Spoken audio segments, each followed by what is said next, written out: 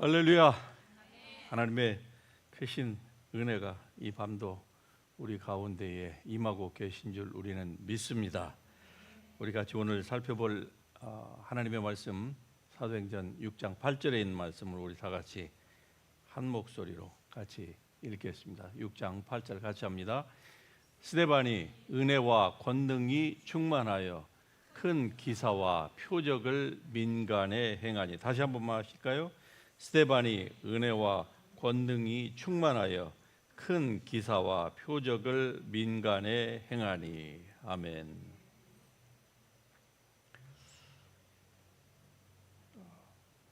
여러분이 아시다시피 스데반은 초대교회의 7 집사 중에 한 사람이었고, 그리고 기독교 교회가, 예수 그리스도의 교회가 시작된 이래로 가장 첫 번째로 순교한 장본인이기도 합니다.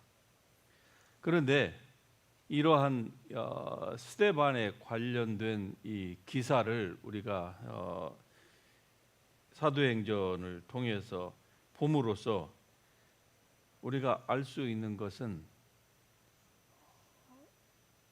하나님은 교회 내에서 직분자들을 가리지 않으신다고 하는 사실입니다. 어떤 측면에서 보면은 교회가 이제 막 태동이 되었습니다. 그러니 하나님 편에서 보실 때도, 인간적으로 생각하면 하나님 편에서 보실 때도 얼마나 교회의 질서, 특별히 교회 안에 하나님께서 사도와 선지자와 목사와 교사와 병 고치는 자들을 하나님께서 주셨는데, 그러한 어떤 그 상하의 질서를 굉장히 중요시 하실 것이다 라고 그렇게 생각하기가 쉽습니다. 그런데 스데반의 케이스에서부터 벌써 인간의 생각이 완전히 빗나갑니다.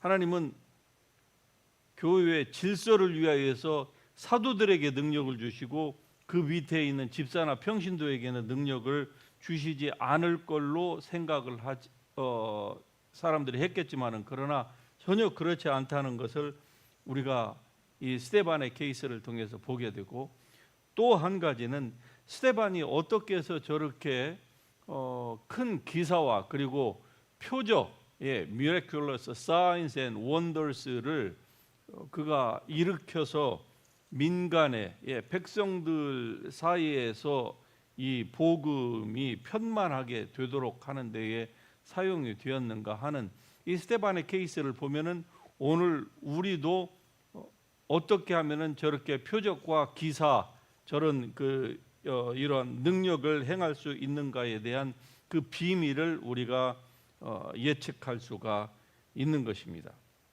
즉 은혜와 권능의 그 상호 관계, 선후 관계를 우리가 한번 먼저 살펴보도록 하겠습니다. 이 본 말씀에 보면은 스데반이 기사와 표적을 민간에 행했다라고 하는 이 표현 이전에 스데반이 어떤 사람이었는가 하니, 그는 은혜와 그리고 권능, the grace of God and power, 하나님의 그 권능과 그리고 은혜가 충만했다 하는 것을 성경이 기록하고 있습니다. 즉 이 말의 의미는 스데반은 은혜 충만한 가운데 있었다고 하는 것을 우리에게 지금 말씀해 주고 있는 거예요. 사람들은 항상 결과론적인 것들만을 생각을 합니다. 그래서 스데반의 경우도 바로 저렇게 표적과 그리고 큰 기적들을 행했다고 하는 데에만 우리가 이 포커스를 맞추기가 쉬운데, 사실 그렇게 되기 위하여서는 스데반에게도 그 이전의 단계가 필요했던 것이고, 스데반이 그 이전의 단계에 충실해서 이후에 그 기적들, 즉 열매가 맺혀졌다고 하면은 오늘을 사는 우리 그리스도인들도 스데반과 같이 하면은 저와 비슷한 이러한 하나님의 쓰임을 받을 수 있다 하는 것을 우리가 가히 짐작할 수가 있는 것입니다. 여러분이 잘 알다시피 스데반은 사도가 아니었습니다. 그러나 그는 구제와 봉사를 위하여서 부르심을 받은 그의 사명은 바로 그것이었습니다. 그러나 하나님은 그것을 가리지 않는다고 이미 제가 말씀을 드렸습니다. 그리고 이 스데반은 자기가 받은 그 사명을 가지고 교회라고 하는 울타리 안에서만 머물지 않았다고 하는 것이죠. 그가 이 표적을 어디에서 행했는가 하니 민간에 행했다. 그 말은 백성들 속으로 들어갔다는 것입니다. 주님의 사랑과 그리고 복음을 가지고 민간 속으로 들어가서 백성들 속에서 그가 이런 기적을 일으켰다는 거예요. 오늘날 교회에 장점도 있고 단점도 있지만은 그 가운데에서 단점을 얘기하자고 하면은 우리는 교회 안에서만 우리들끼리 서로 북치고 장구치고 우리들끼리만 합니다. 우리들끼리만. 그러나 오늘 이 스데반을 통해서 초대교회가 벌써 집사들로부터 시작해서 어떠한 행위를 보여주었는가, 즉 세상에 어떠한 이 자세를 나타냈는가 하는 것들을 우리가 볼 수가 있는 것이죠. 여러분, 성경은 어느 한 개인에게 포커스를 맞추지 않습니다. 물론 어느 한 개인에 관련된 좀 긴 그 표현들을 보면은 그 한 개인에게 표현을 이 초점을 맞추는 것 같지만은 실제로는 성경은 한 사람에게 집중하지를 않습니다. 왜냐하면은 사람은 그렇게 영광을 받을 만한 존재가 아니기 때문에 그래요. 우리가 비록 하나님의 은혜로 구원받고 하나님의 백성이 되었고 또 스데반처럼 다른 사도들처럼 바울처럼 많은 성경도 쓰고 능력도 행하고 사람도 일으켜 살리고 하지만은 그러나 그 모든 것들이 가능하게 되었던 원인은 무엇입니까? 바로 예수 그리스도이신 것입니다. 할렐루야. 그러므로 예수 그리스도만 영광을 받아야 마땅한 것입니다. 그러함에도 불구하고 왜 어떤 때는 그렇게 보이는 듯 하느냐, 그것은 그 사람이 왜 어떻게 해서 그렇게 쓰임을 받았느냐 하는 것들을 우리에게 알게 하기 위해서 어떤 사람에 대해서는 좀 더 많은 분량을 할애해서 기사를 쓰고 있는 것이지 결코 한 사람을 영화롭게 하기 위한 것이 아니에요. 스데반의 경우도 똑같습니다. 스데반은 어떤 사람이었느냐? 은혜와 권능이 충만하였다. 할렐루야. 은혜와 권능이 충만했다. 여기에서 보십시다. 은혜라고 하는 것은 이 헬라어 말로 은혜는 바로 카리스입니다. 그리고 권능은 무엇입니까? 카리스마예요. 자, 이 카리스마라고 하는 권능, 즉 이 능력이라고 하는 이 카리스마라고 하는 말의 어근은 어디에서부터 왔는가 하니 카리스에서 왔습니다. 즉 은혜에서 온 거예요. 그러니까 권능과 은혜가 아니라 은혜와 권능이 충만했다. 여기서 권능은 고린도전서 12장에 표현되고 있는 바로 이 성령의 9가지의 은사들로 대변이 되겠죠. 그런데 보세요. 권능이 충만하기 위해서는 반드시 무엇이 필요합니까? 하나님의 은혜가 필요합니다. 할렐루야. 하나님의 은혜예요. 은혜가 절대적으로 우리에게 필요하고 여러분에게 필요한 것입니다. 은혜 없이는 아무것도 할 수 없어요. 그런데 우리가 흔히 은혜에 대하여서 착각하는 게 있습니다. 오해하기가 쉬운 부분이 있어요. 은혜는 하나님께서 모든 사람에게 당신이 원하시는 대로 그냥 거저 주시는 것이다 라고 생각하기가 쉽습니다. 맞습니다. 그러나 은혜와 권능이라고 하는 이 상호 관계 가운데에서 이 말씀을 이해하기 위해서는 반드시 은혜의 그러한 가장 1차적인 부분만을 우리가 얘기해서는 안 되는 것이죠. 어떤 사람이 권능을 받습니까? 어떤 사람이 하나님으로부터 축복을 받습니까? 가만히 있어도 하나님께서 어떤 사람에게는 그냥 축복을 주시고 어떤 사람은 그냥 유기하시고 방치하시고 그냥 무시하시고 이렇게 하는 것입니까? 여러분, 성경에 전체적으로 보면 절대로 그러한 우리의 추측은 맞는 것이 아닙니다. 은혜는 하나님의 축복을 간절히 사모하는 자에게 하나님께서 주시는 것입니다. 할렐루야. 하나님을 가까이 하라. 그리하면은 너희를 가까이 하시리라.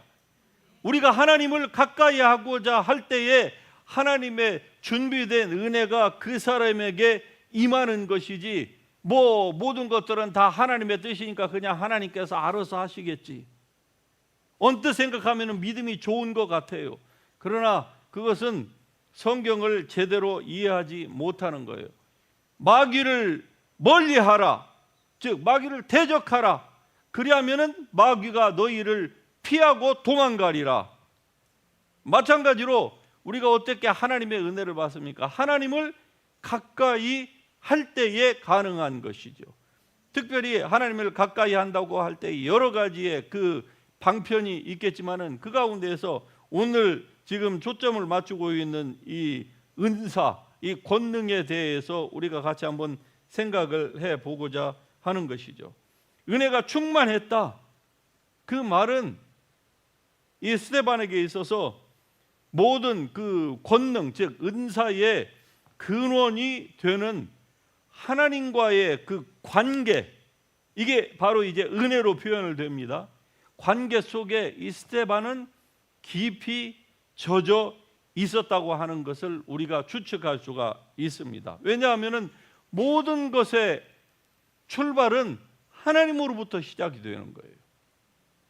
모든 좋은 것들은 다 하나님으로부터 나오기 때문에 하나님과의 관계에서 우리에게 모든 것들이 풀어지고 특별히 이 권능은 더더욱 그러한 것입니다. 그러니까 이 하나님의 권능은 어떤 사람에게 주어집니까? 같이 합니다. 준비된 자에게다. 할렐루야. 여러분이 준비된 자가 될 수 있기를 주의 이름으로 축복합니다.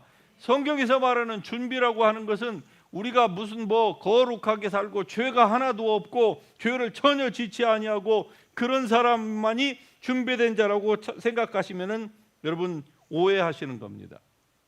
왜냐하면 모든 사람이 죄를 범하여서 하나님의 영광에 이르지 못하는 것은 예수님이 오시기 이전에 뿐만이 아니라 오신 이후에도 로마 3장 23절에 있는 그 말씀은 동일하게 여러분과 저에게 적용이 돼요. 그래서 우리가 죄가 없는 사람은 한 사람도 없는 거예요. 물론 죄를 짓는 것이 당연한 것은 아니지만 그러나 우리는 아직 연약한 육체를 가지고 있기 때문에 완전히 죄를 벗어날 수 있는 사람은 없습니다.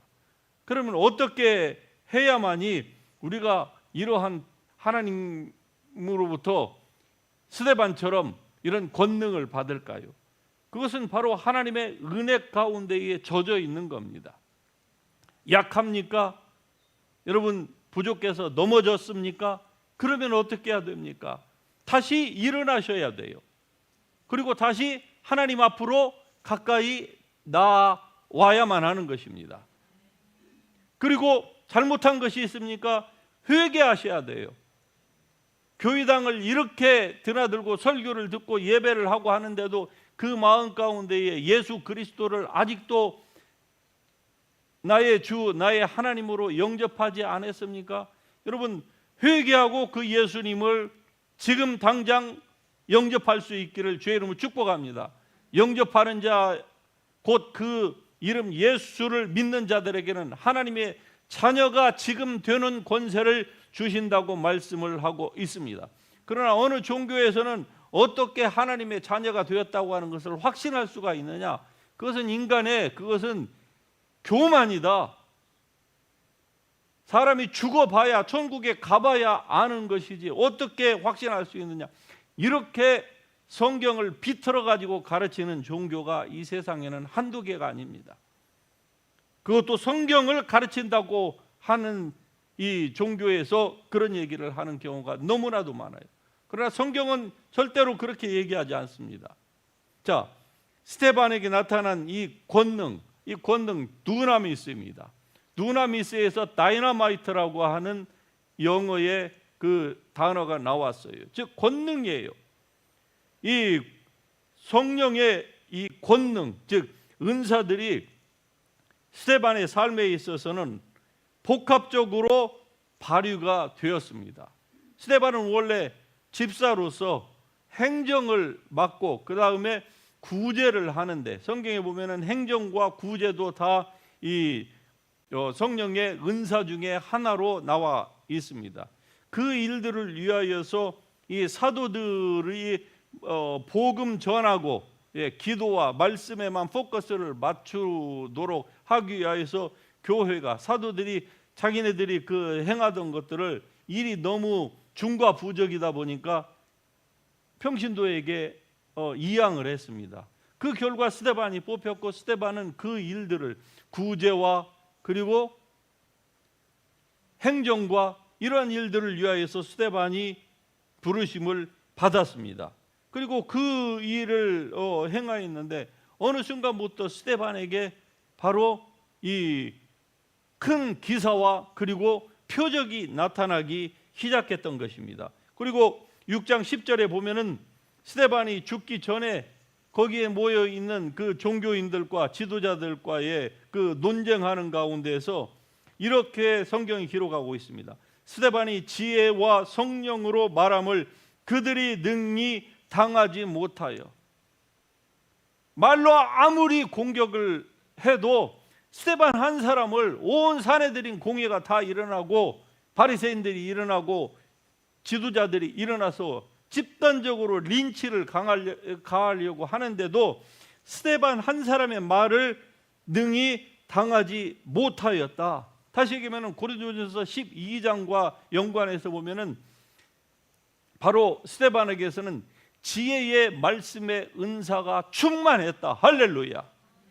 단순히 본문에 나와 있는 것처럼 어떤 그 능력 행함뿐만이 아니고 그에게는 지혜의 말씀의 은사가 충만하여서 당시의 모든 변론가들이 그 한 사람을 당하지 못한 거예요. 그러자 결국 열이 오를 대로 올라가지고 스데반을 돌로 쳐 죽이는 데까지 그들이 이르게 된 것이죠.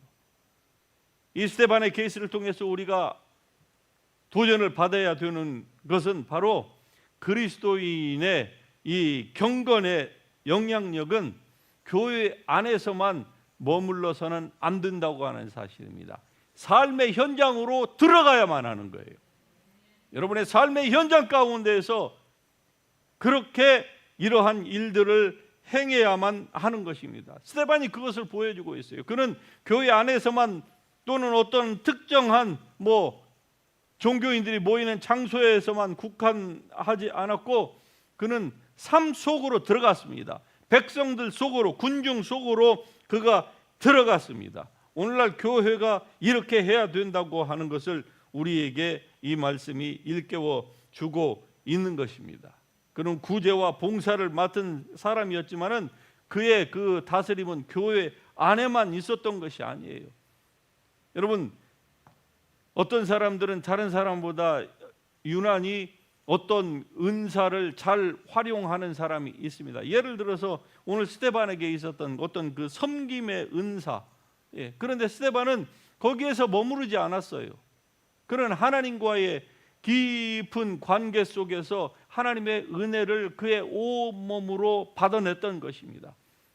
그래서 스데반에게 있어서 나타났던 것이 무엇이었을까요? 그냥 단순히 은혜만 받았을까요? 아닙니다. 여러분, 사람이 은혜를 받았다고 하면은 반드시 인격의 변화가 뒤따라야만 하는 것입니다. 그것이 마땅한 거예요. 많은 그리스도인들은 은혜는 은혜이고 인격은 인격이고, 여러분, 그것은 스스로를 자가당착, 스스로를 이 구덩이에 빠뜨리는 것과 똑같습니다.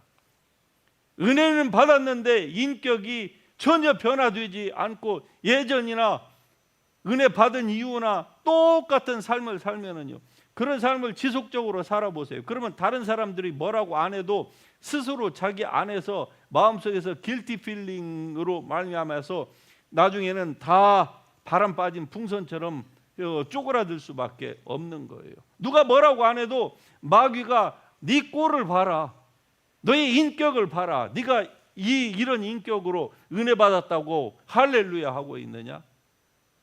누가 뭐라고 하지 않아도 스스로 그냥 쥐구멍 속으로 들어갈 수밖에 없는 거예요. 그러니까 하나님의 은혜를 여러분이 사모합니까? 그 결과 은혜를 받으셨습니까?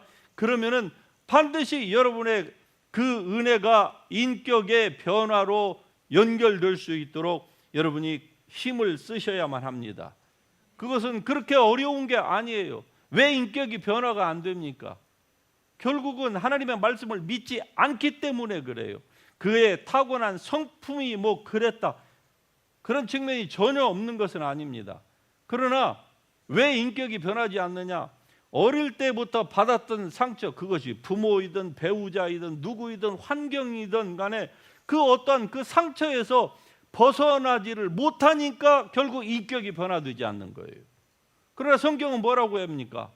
만일에 그리스도께서 너희 안에 계시면 너희 몸은 죄로 말미암아 죽은 것이나, 할렐루야, 즉 옛사람이 죽었다는 거예요. 그런데 실제로 인격이 변화되지 않는다는 것은 무엇입니까? 그것은 그냥 성경 속에만 있는 것이고 실제로는 자기는 안 죽은 사람처럼 그렇게 활동하고 행동하고 말하고 있다고 하는 것을 반증해 주는 것입니다. 그러니까 하나님의 말씀을 믿지 않는 거예요. 그의 말씀이 자기 속에서 이루어지지를 않는 겁니다. 그러니까 인격의 변화가 일어나지를 않는 것이죠. 그래서 어디 가나 막 좌충우돌하고, 자기가 너무나도 규정해요. 막 자기의 자존심이 규정하고, 자기가 가지고 있는 그 디그니티가 너무 중요하고, 자기에게 채워진 이 완장, 이게 너무나도 중요해서 누군가가 그걸 조금만 그 영역을 침범하면은요, 완전히 무슨 뭐 그냥 3차 대전처럼 막 일어났다가 이런 것이죠. 그러나 스데반은 그렇지 않았다고 하는 것을 우리가 보게 됩니다. 무엇으로 알 수 있습니까? 은혜와 권능이 충만했다. 할렐루야. 하나님의 은사는 받는 것도 어렵지만은 받는 것 못지않게 지키는 것도 무지무지하게 어려운 법입니다. 하나님의 은혜는 우리 인격이라고 하는 그릇 안에 담게 되어 있습니다. 그런데 우리 인격이라고 하는 이 그릇이 다 금이 가고 구멍이 뚫려 있으면은요, 아무리 폭포수 같은 은혜를 받는다 한들, 하나님이 부어주신다 한들 그것을 지킬 만한 능력이 없는 것입니다. 그러나 스데반은 그리하지 않았습니다.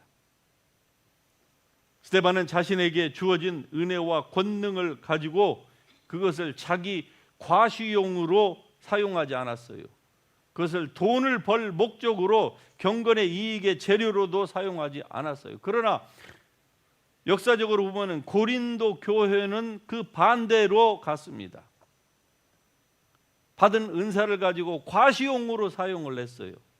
그러다 보니 인간이 드러나게 되었고, 과시를 하게 되면 거기에서 어떻습니까? 반드시 분파가 분열이 생기는 거예요. 그래서 고린도 교회는 권능은 많이 임했지만 그 권능으로 말미암아 교회가 사분오열되었습니다. 나는 무슨 파다, 나는 무슨 파다. 교회가 분열이 일어날 수밖에 없었던 이유는 바로 하나님의 은혜는 권능은 받았어요. 그러는데 하나님의 은혜, 즉 하나님과의 관계성에서 실패를 한 거예요.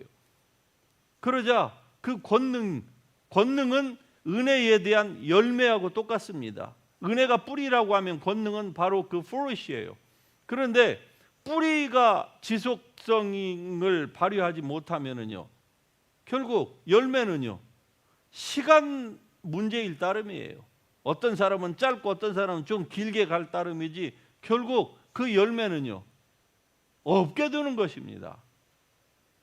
이로 인해서 우리가 알 수 있는 것은 여러분 결론적으로 은혜가, 하나님의 은혜가 없는 권능은 교만이 되기가 쉽습니다. 그러나 권능이 없는 은혜는 무기력해지기가 아주 쉬운 거예요. 다시 말씀드려 볼까요?